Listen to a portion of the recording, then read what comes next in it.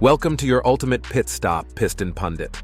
North America's trade gears are grinding into a new formation as Mexico and Canada unveil a $120 billion northern corridor, crafted to bypass U.S. tariffs on steel, auto parts, lithium batteries, and more.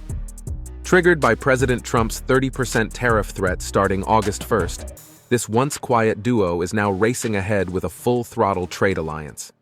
Railways, digital customs, LNG swaps. It's not just logistics, it's a strategic shift. So how will this impact U.S. ports and Detroit's assembly lines? Buckle up. Here are the key developments that could reshape the map.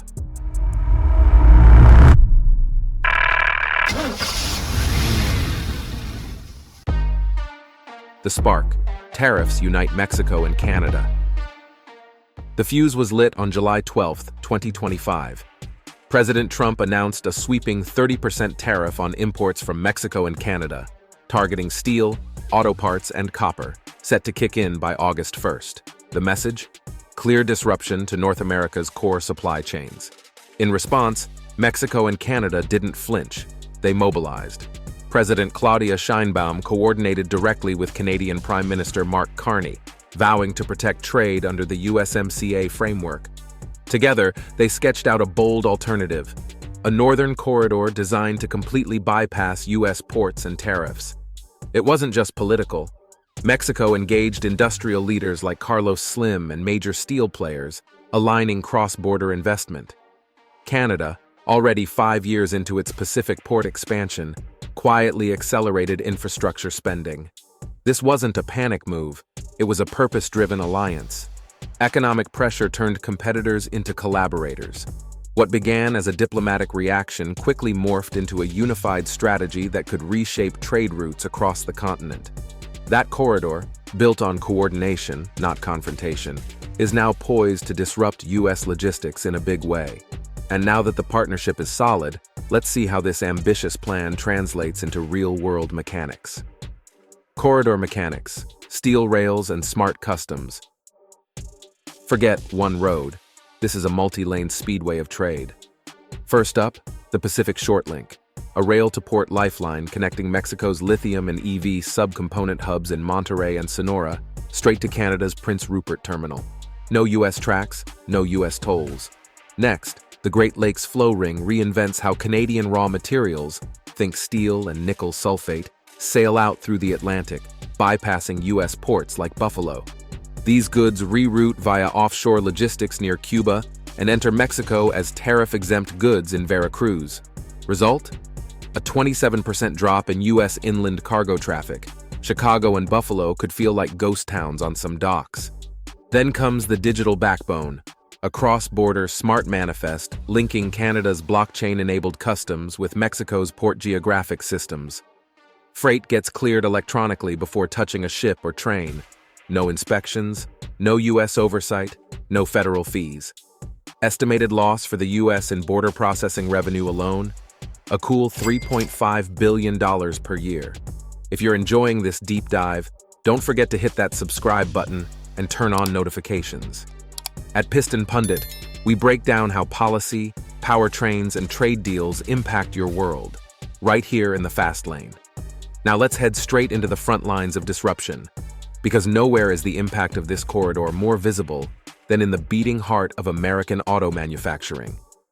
Impact Zone, Detroit's EV dreams derail.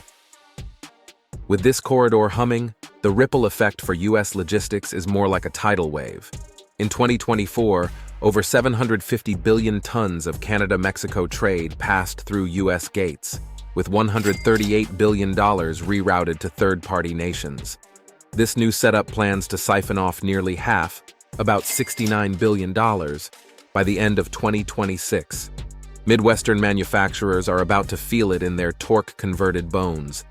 Cheaper lithium batteries from Monterrey. They'll now take the scenic Canadian route, cutting out American processors.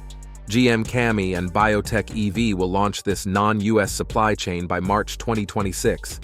The fallout?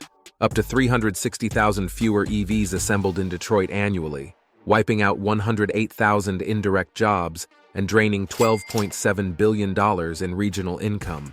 Zooming out, This isn't just a hit to factories.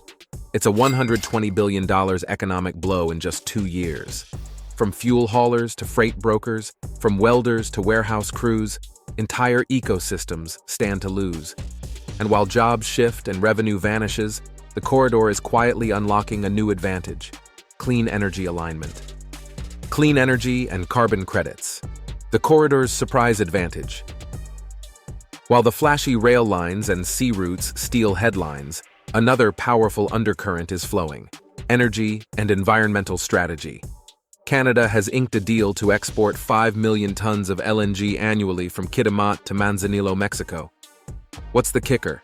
That gas used to head to California. Now, with this corridor in place, Mexico's industries gain a stable supply while California consumers are left holding the bill, an estimated $3.1 billion in added electricity costs due to rising wholesale prices.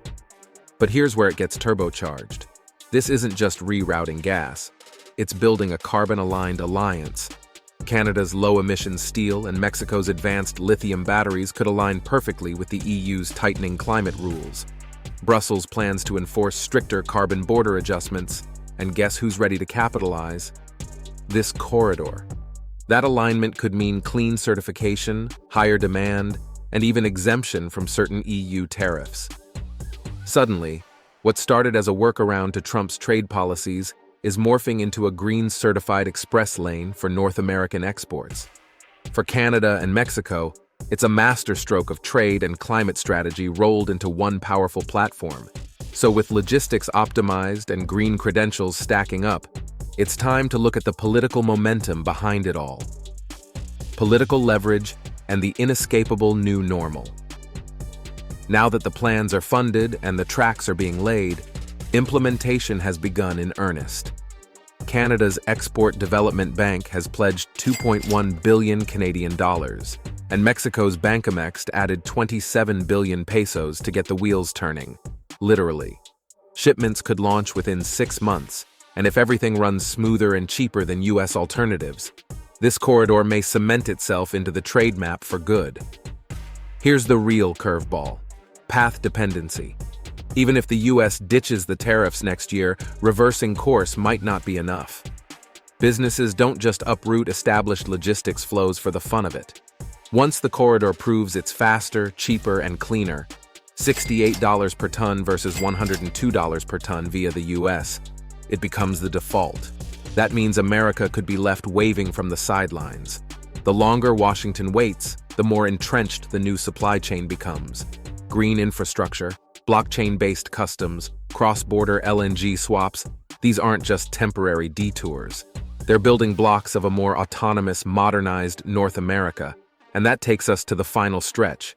What lies ahead for North American trade? The final gear. What happens next? The Northern Corridor is more than just a trade workaround. It's a structural overhaul built on rails, ports, LNG lines, and carbon strategy. If it delivers on its promise, this cross-border alliance could permanently reroute supply chains away from the US, especially hammering the Midwest where auto assembly and logistics thrive. Billions in freight revenue, tens of thousands of jobs, and access to clean tech components are now in play. And while the corridor looks fast and fuel-efficient on paper, its future hinges on execution. Will shipments launch on time? Will carbon incentives lure European buyers? Will Washington adjust or cling to outdated trade levers? One thing's certain, this isn't just about policy, it's about powertrain-level shifts in North America's economic engine. Now it's your turn to weigh in. Will the US hold firm on tariffs or shift gears once economic pressure mounts? Can Detroit and the Midwest maintain their competitive edge if cut out of this corridor? Is this the start of a permanent realignment in North American trade? Sound off in the comments. We want to hear from fellow gearheads and global thinkers alike. And if you haven't already, hit that subscribe button to stay updated with Piston Pundit, your ultimate pit stop for vehicle insights and trade-shifting updates. Thanks for riding with us. Until next time, keep your mind sharp, your engines tuned, and your curiosity in overdrive. You can now check out any of the videos on the screen. There's plenty more to explore.